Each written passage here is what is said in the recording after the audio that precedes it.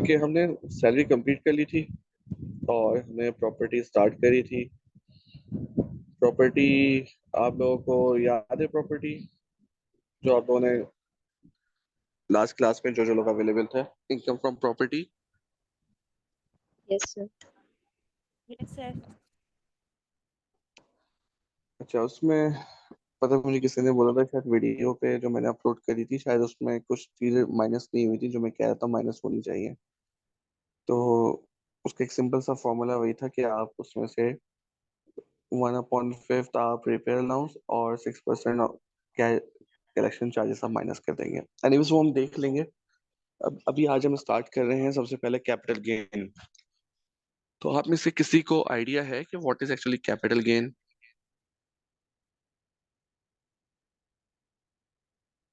Anyone? Sir किसी भी capital पे जो गेन होता है हमें वैल्यू बढ़ जाती है उसकी, वो कैपिटल गेन कहलाता है। जैसे कि शेयर्स पे सर पैसे अमाउंट बढ़ गई है तो वो कैपिटल गेन है। अमाउंट आपकी बढ़ रही है तो वो अमाउंट बढ़ गई तो आपका कैपिटल गेन हो गया, या जब आप बेचेंगे तो कैपिटल गेन होगा? सर जब बेचेंगे तब। जब बेचेंगे तब।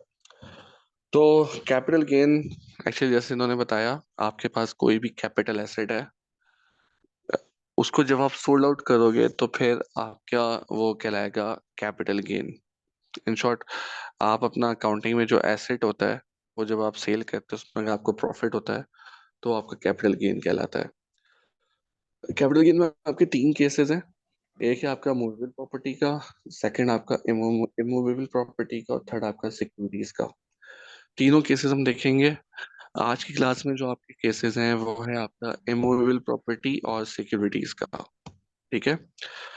इमूवेबल प्रॉपर्टी आपकी एक प्लॉट हो जाता है और एक बिल्डिंग हो जाती है। इसको ओपन प्लॉट भी बोलते हैं और बिल्डिंग को कंस्ट्रक्टेड प्रॉपर्टी बोलते हैं। ठीक है। आप सबको एक चार्ट शो हो रहा है स्क्रीन में? सबको स्क्रीन में चार्ट शो हो रहा है? Yes sir, sure. ओके। बाकी लोग हैं माइक से म्यूट कर लें। ओके। हमने सैलरी कब तक टैक्स निकाला, आप उसमें पूरी सैलरी कैलकुलेट करते थे। फिर आपने प्रॉपर्टी सीखा, आप कैलकुलेट करते थे। कौन है? प्रॉपर्टी कैलकुलेट करते थे। और फिर उसके बाद मंसूर साहब एक मिनट माइक का म्यूट कर लिएगा, आपका माइक ओपन है। Okay sir. Mansoor sahab. Okay, तो आप लोगों ने सैलरी कैलकुलेट करते थे, फिर आप इनकम फ्रॉम प्रॉपर्टी कैलकुलेट करते थे, दोनों को ऐड करते थे। फिर आप इनकम टैक्स स्लैब जो होता था उधर से आप टैक्स निकालते थे। अब तक सब लोग ऐसे ही कर रहे थे। इसको बोलते हैं फाइनल टैक्स रिजीम। जो आपका फाइनल जो टैक्स है वो स्लैब से देख के जो आप निकालते हैं फाइनल टैक्स रिजीम कहलाता है। लेकिन अब जब हम जो चीज करने जा रहे हैं, इमूवेबल प्रॉपर्टी और सिक्योरिटीज, इन दो की बात कर रहा हूँ कैपिटल गेन में। मूवेबल की भी मैं बात नहीं कर रहा। इमूवेबल और सिक्योरिटीज, इसमें जो आपका कैपिटल गेन निकलेगा वो आपकी फाइनल टैक्सेबल इनकम में फिलहाल अभी ऐड नहीं होगा। क्यों? क्योंकि इसका जो आप टैक्स निकालेंगे इसके टैक्स रेट अलग हैं। ये जो आपके सामने चार्ट है इसमें आपको बताया गया कि आपके टैक्स रेट अलग हैं। इमूवेबल प्रॉपर्टी में आपका ओपन प्लॉट आ जाएगा, आपकी कंस्ट्रक्टेड बिल्डिंग में आपके पास या तो घर है और या तो आपका फ्लैट है।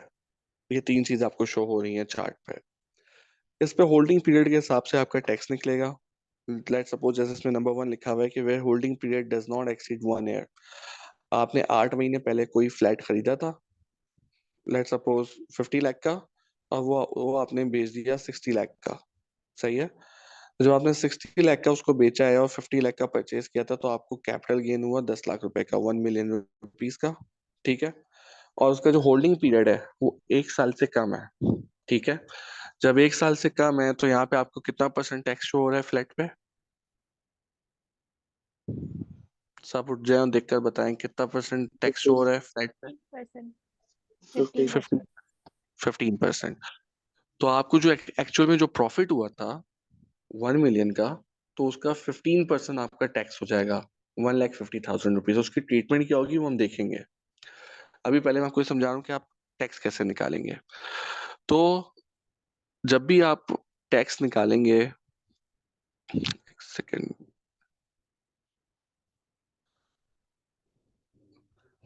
ओके, जब भी आप टैक्स निकालेंगे तो सबसे पहले तो आपके पास ये कैपिटल गेन का फॉर्मूला आपके पास आ जाएगा। Capital gain is equal to selling price minus purchasing price. सही है। आपके पास आ जाएगा कैपिटल गेन। फिर कैपिटल गेन में जो आपका टैक्स निकलेगा वो आपका निकलेगा उसके शेड्यूल से, जो आपके पास शेड्यूल गिवन होगा, और वो पूरा एम्फेसाइज कर रहा होगा आपके होल्डिंग पीरियड पे। ठीक है। इसकी मैं यही पे एग्जांपल हूँ, मैं आपको फिर लेट सपोज मैंने फ्लैट बोला था, मैं एक बिल्डिंग लेता हूँ। बिल्डिंग आपने ली थी लेट सपोज 2022 में, और आपने ली थी जनवरी में, 1 जनवरी को, और उसकी जो परचेजिंग प्राइस है, परचेजिंग प्राइस उसकी है 10 मिलियन,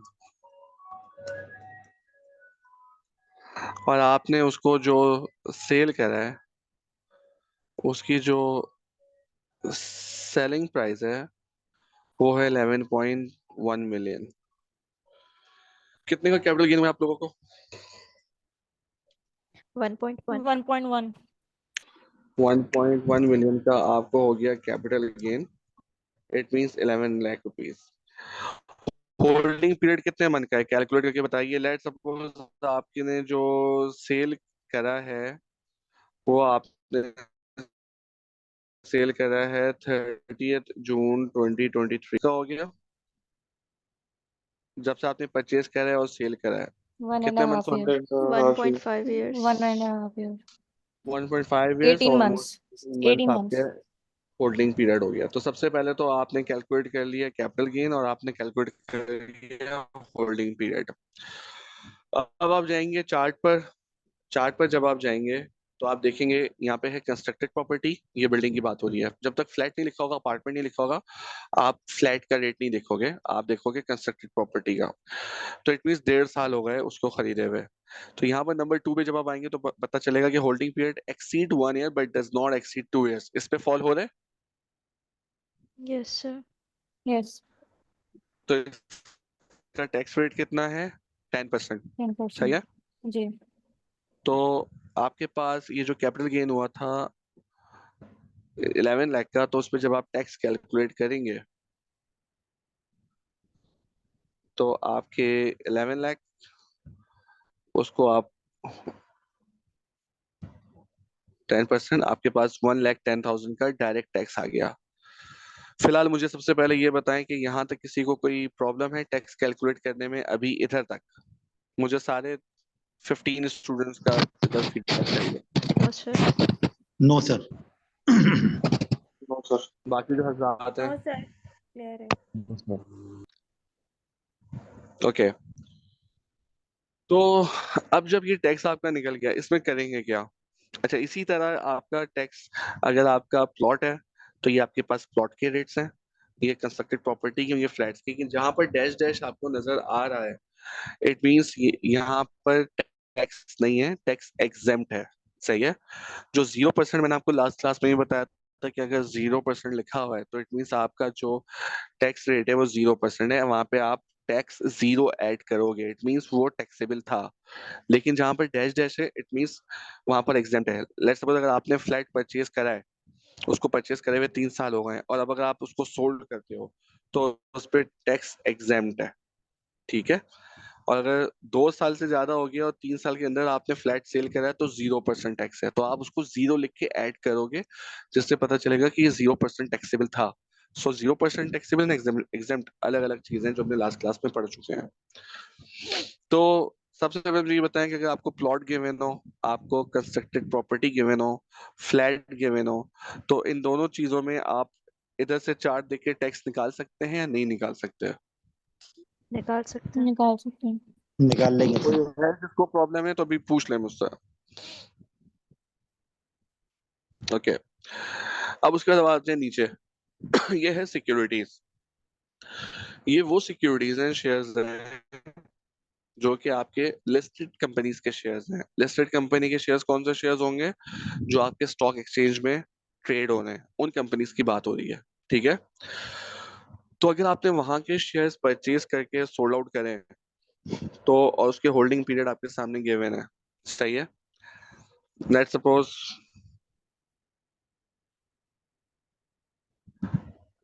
आपने कोई शेयर परचेज करे हैं, एक सेकंड शराब साहब जी। लेट सपोज सिक्योरिटीज में आते हैं। सिक्योरिटीज में एक दो ट्विस्ट है जो आपको समझने पड़ेंगे। सबसे पहले तो एक नॉर्मल सा ले लेते हैं कि आपने शेयर्स परचेज आपने करे थे 1.2 मिलियन में, सही है। और आपकी जो परचेजिंग डेट है वो है आपकी 23 जनवरी 2021, और आपने उसको सेल करा है 1.6 मिलियन में।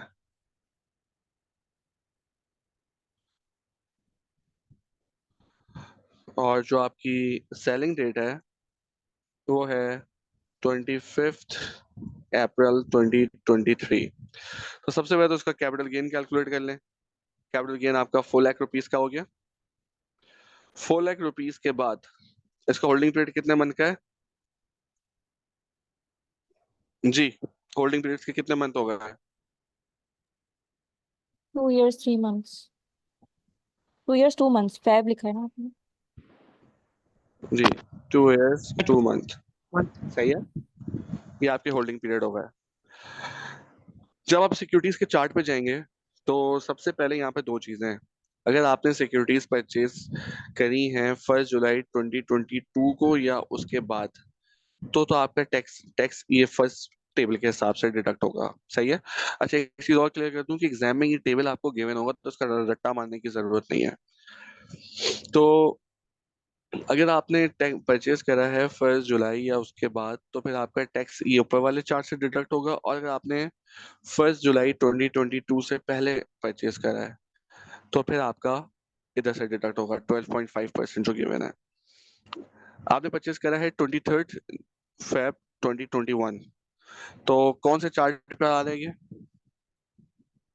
सेकंड वाला नीचे सेकंड वाला। Chart, second chart. तो इसमें तो आपका टैक्स रेट डायरेक्ट है 12.5%, सही है। तो आपने 4 लाख रुपीज लिए और 50,000। मल्टीप्लाई किया 1125, तो आपके पास 50,000 50,000। की वैल्यू आ गई। ठीक है, आप में से भाई कोई है जिसको इसकी कैलकुलेशन समझ नहीं आई? एनीवन?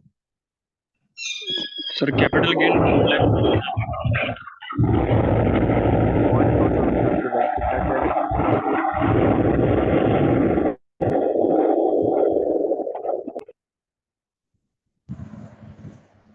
जो भी थे वो फिर से बोलिएगा क्योंकि आवाज समझ नहीं आई बिल्कुल भी। सर कैपिटल गेन 4 लाख ये रिवाइज कर दीजिएगा। कैपिटल गेन तो आपने ये आपका सेलिंग प्राइस 1.6 है, परचेजिंग प्राइस 1.2 मिलियन है, मतलब 16 लाख का बेचा है, 12 लाख का लिया था, ओके ओके ओके। 4 लाख आपके पास आ गया। अच्छा, मेरा अब आप सबसे एक क्वेश्चन है। यहाँ पे आप देखें टैक्स ईयर 2023 लिखा हुआ है। बोला गया कि अगर आपने 1 जुलाई 2022 को सिक्योरिटीज अक्वायर करी है या इसके बाद अक्वायर करा है तो फिर आपका ये टैक्सेस लगेंगे। 1 2 3 4 5 6 7 8 कॉलम्स नजर आ रहे हैं। अभी आपका 2024 चल रहा है और 1 जुलाई से अगर 2024 देखें तो आपके पास ऑलमोस्ट 19 मंथ्स होते हैं, सही है। लेकिन यहाँ पर आपको दिया हुआ है मोर देन 6 ईयर्स तक का। तो आपके ख्याल से कोई ऐसा केस है जो फर्स्ट में फॉल हो सकता है और उसका जो होल्डिंग पीरियड है वो 3 इयर्स 4 इयर्स 5 इयर्स 6 इयर्स भी हो सकता है? मेरी बात समझ आ रही है आप लोगों को? सर 2022 से अब तक तो सिर्फ 19 मंथ हुए ना। एग्जैक्टली 19 मंथ्स हुए हैं, सही है। लेकिन आपकी नजर में कोई ऐसा केस है कि वो फर्स्ट स्टार्ट का ही उसमें टैक्स लग रहा हो, लेकिन holding period 4 years 5 years? Sir 12.5% होगा। नहीं, 12.5% तो एक अलग चीज है ना, छोड़ दें। मैं आपसे फर्स्ट स्टार्ट का केस पूछ रहा हूँ, ऐसा केस है आपकी नजर में? नो सर, अभी तक तो नहीं। अभी तो जाहिर सी बात है, टाइम पीरियड जब हो जाएगा उसके बाद होगा ना सर। अच्छा। और आज हमारे वो दो लोग नहीं है टैक्स वाले जो टैक्स पे काम करते हैं, कौन लोग थे? मुझे नाम भी नहीं याद। खैर, उमर और शिराज। शराज साहब आए तो थे मेरे ख्याल से, वो गायब हो गए, उनके शायद चल नहीं रहा सही से। शराज साहब हैं बल्कि। जी शराज साहब। शराज साहब अवेलेबल हैं या कनेक्ट है बस? हाँ, वैसे सर ऑनलाइन का ये फायदा है कि आप ऑनलाइन होके कुछ काम भी कर सकते हैं हाँ कुछ सर, और।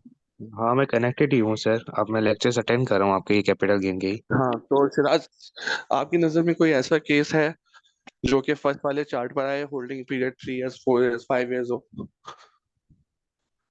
सर अभी तक तो ऐसा ठीक इनकाउंटर नहीं हुई सिचुएशन है, बिकॉज जो कोल्ड कैपिटल गेन तो जो भी मैंने इनकाउंटर किया वो विद इन 1 ईयर में ही, मतलब इसके अकॉर्डिंग ही मैंने वो वर्कआउट किया है क्लाइंट्स के जो है कैलकुलेशन। अच्छा अच्छा।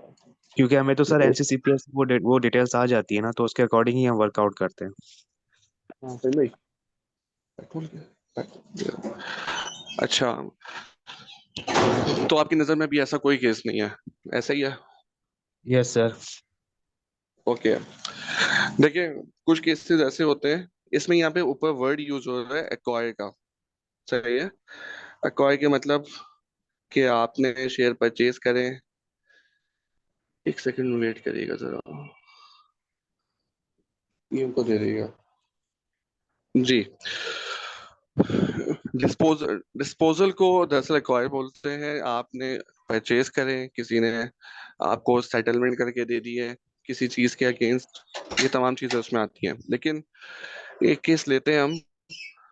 लेट सपोज मिस्टर ए हैं और उनके फादर ने शेयर्स परचेज करे थे आज से 4 साल पहले, और उनका जुलाई 2022 के बाद, एक सेकेंड जी, कहाँ गया जी, उनका जुलाई 2022 के बाद उनकी डेथ हो गई, और उनके दो बच्चे हैं, मिस्टर ए मिस्टर बी। उन दोनों को उनके शेयर्स इनहेरिट होके मिले एज अ नेक्स्ट टू किन।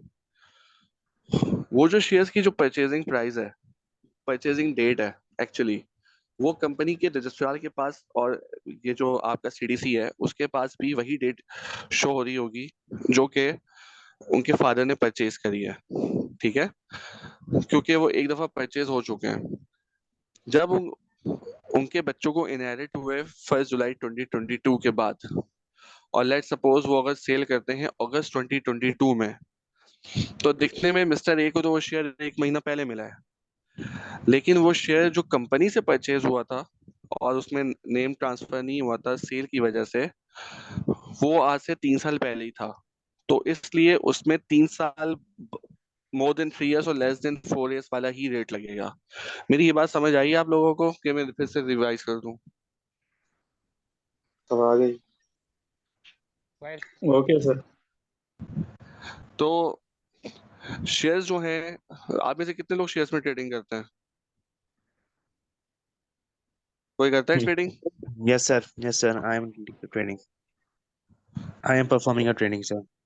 हाँ तो शायद आपका अपना सीडीसी में भी अकाउंट होगा। यस सर, वो यस सर सीडीसी में भी है, और अल्टीमेटली उसकी वो एनसीसीपीए की रिपोर्ट्स भी आती हैं डेली बेसिस पे।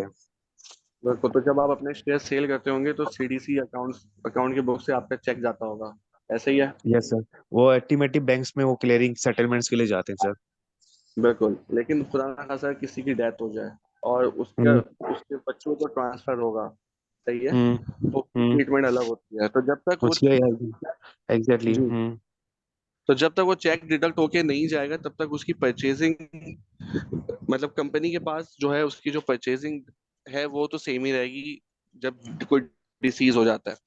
तो जितने भी लोग हैं मैं उनको ये समझा रहा हूँ कि ये जो 2023 है, अगर आपके पास कोई केस आएगा कि किसी डिसीज के ट्रांसफर हुए हैं उस शख्स को जिसका आप टैक्सेबल इनकम निकाल रहे हैं, तो जिसने उसने जिस वक्त खरीदा होगा और जिस वक्त उनके पास पहुंचा होगा उनके इनहेरिटेंस के पास, तो वो होल्डिंग पीरियड आप काउंट करोगे। बाकी अगर नॉर्मल केस है, किसी ने परचेज करा है जुलाई 2022 उसके बाद, तो वो तो एक नॉर्मल केस है, वो तो आप सेलिंग और परचेसिंग निकाल के दोनों चार्ट्स में से देख लेंगे। तो सिर्फ एक ये ट्विस्ट है जो कि आपको चेक करना है कि अगर इनहेरिट वाला केस है तो फिर इसमें होल्डिंग पीरियड जो शख्स जिसका इंतकाल हुआ उसने जब परचेज करा था तब से लेके और जिसको इनहेरिट हुआ उसने सेल करा है तब तक होल्डिंग पीरियड काउंट होगा।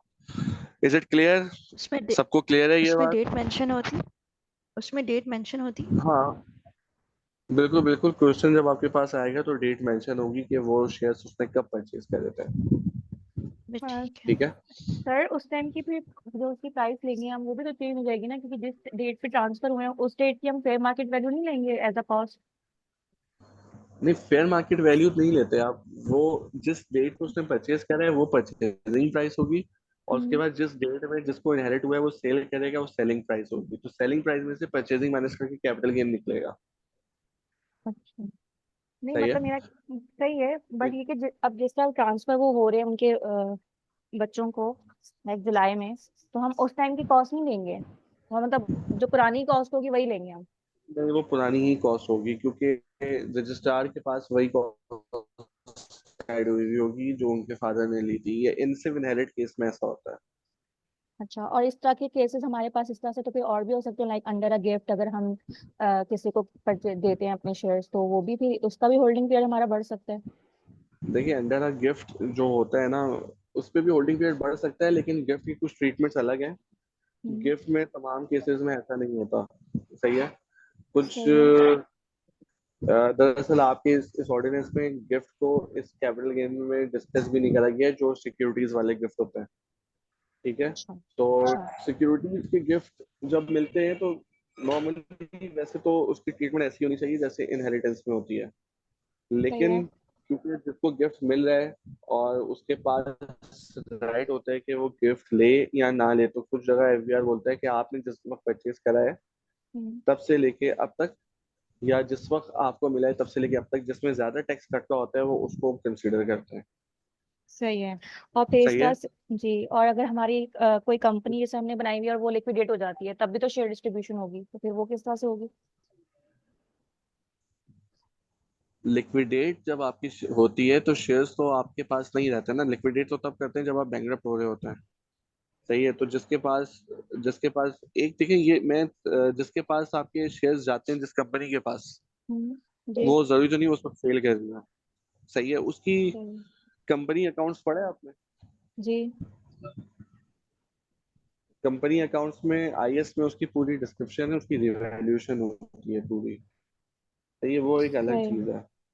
अभी आप पढ़ रही हैं ठीक है। जो इंडिविजुअल जो टैक्स देता है ना उसकी बात कर सही। रहे हैं, वो कॉर्पोरेट टैक्स के अंदर आ जाती है, उसमें बहुत चीजें अलग है। अच्छा अच्छा, तो ठीक है। बस मेरे पास तो ये चलिए, मैंने वाली अभी पहले भी 6 मिनट। पहले मैंने चलिए सही है।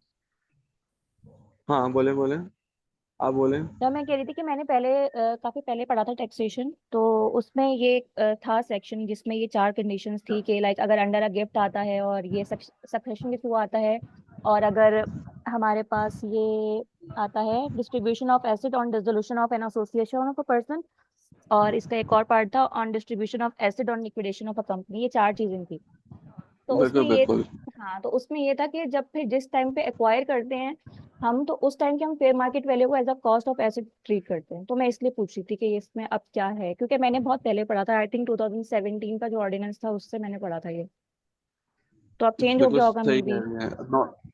हाँ, नॉर्मली इनहेरिटेंस के अलावा एफबीआर ने अपना रूल ही ये बना लिया है कि जिस वक्त ज्यादा टैक्स डिडक्ट हो रहा हो, जिस दोनों केसेस में, लेट सपोज जब इनहेरिट हुआ था उस वक्त शेयर की प्राइस 100 रुपए थी और आपने बेचा 200 रुपए थी और 100 रुपए का हम्म। कैपिटल गेन है, अगर उस पर ज्यादा हम्म। टैक्स लग रहा है तो वो बोलते हैं ठीक है। लेकिन सही अगर है। जिस वक्त आपको ट्रांसफर हुआ उस वक्त प्राइस 50 रुपीज थी और आपने बेचा 400 में, थ्री जी। फिफ्टी आपको फायदा हुआ, तो वो जी। आपको लेट नोटिस इशू कर देंगे कि आप इस हिसाब से टैक्स दो। सही है। तो इसमें ठीक। काफी जो है वो इश्यूज हैं। Okay okay.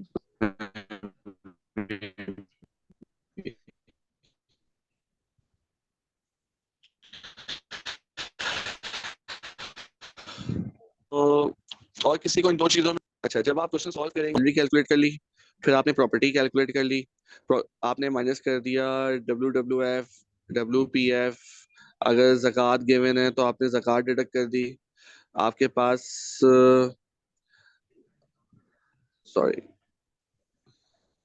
लेस कर दी आपने WWF, WPF वगैरह, ज़कात वगैरह, आपके पास आ जाएगी टैक्सेबल, फाइनल टैक्सेबल इनकम। और फाइनल टैक्सेबल इनकम में आप निकाल लेंगे टैक्स लाइबिलिटी, कहाँ से? स्लैब से देख के, जो आप लास्ट क्लास तक करते आए हैं। इस टैक्स लाइबिलिटी में फिर आप ऐड कर देंगे ये जो आपने टैक्स निकाला है इमूवेबल का और सिक्योरिटीज का, तो आपके पास वैल्यू आ जाएगी टोटल टैक्स लाइबिलिटी की। यहाँ तक आपको जो है क्वेश्चन, ठीक है, एज इट इज कैलकुलेट करेंगे जैसे आप करते हैं, property as it is calculate करेंगे जैसे उसमें से अगर ये WPF ज़कात गिवन है वो आपने माइनस कर दिया, आपके पास फाइनल टैक्सेबल इनकम आ जाएगी। फाइनल टैक्सेबल इनकम का आपने वही टैक्स स्लैब से इस टैक्स लायबिलिटी में फिर आप ऐड कर दोगे इमूवेबल की टैक्स लायबिलिटी, और आपके पास टोटल टैक्स लायबिलिटी आ जाएगी। ठीक है। सर ऑल टैक्स 20 स्लैब आपने स्टूडेंट्स, अपलोड किया हुआ है? मैंने बुक अपलोड करी थी ना, उसमें टैक्स अच्छा ओके। स्लैब भी है। मैं सर वो यहाँ से पेज 60 या 59 पर है। सर इसको आप रिपीट कर लेंगे, आपकी आवाज़ काफ़ी ब्रेक हो गई थी। आपको यस सर आवाज प्लीज। आ रही है? अभी भी थोड़ी ब्रेक है। मैं कह रहा हूँ सैलरी वैसे ही कैलकुलेट करेंगे, सैलरी आप लोग वैसे ही कैलकुलेट करेंगे जैसे करते हैं, ठीक है। अभी जो मैंने आपको क्वेश्चन दे रहा हूँ, प्रॉपर्टी वैसे ही कैलकुलेट करेंगे जैसे आप करते हैं, इन दोनों को ऐड कर देंगे, ठीक है। तो आप अगर WWF WPF ज़कात गिवन है वो माइनस कर देंगे, आपके पास आ जाएगा फाइनल टैक्सेबल इनकम, जो आप लास्ट क्लास तक करते आए हो। इस फाइनल टैक्सेबल इनकम की आप टैक्स लायबिलिटी निकालोगे स्लैब से, जो हमने लास्ट 2 क्लासेस में सॉल्व करा यहाँ तक। उसके बाद जो इमूवेबल प्रॉपर्टी का टैक्स आपने निकाला है, जो मैंने सिखाया है, जो चार्ट गिवन है वो, और जो आपको सिक्योरिटीज है उसका जो टैक्स है, ये तीनों टैक्स ऐड होके टोटल टैक्स लायबिलिटी हो जाएंगे। यहाँ तक सॉल्व करना है, ठीक है। ठीक है जी सर। सब। Yes sir yes sir. ठीक है। ओके। ओके। तो अच्छा, ये अभी 1 मिनट पे ये खत्म हो रही है, इसको मैं अपलोड कर, ये जब डाउनलोड होगी फिर अपलोड करता हूँ। मैं गूगल मीट का लिंक दे रहा हूँ, वहाँ पे सब ज्वाइन करें और असाइनमेंट स्टार्ट करें। आज सब सॉल्व करके जाएंगे, और जो प्रीवियस असाइनमेंट है वो भी मैं डिस्कस कर लूंगा, ठीक है। तो यहाँ से मैं साइन ऑफ कर रहा हूँ और मैं गूगल मीट का आप लोगों को लिंक सेंड कर रहा हूँ।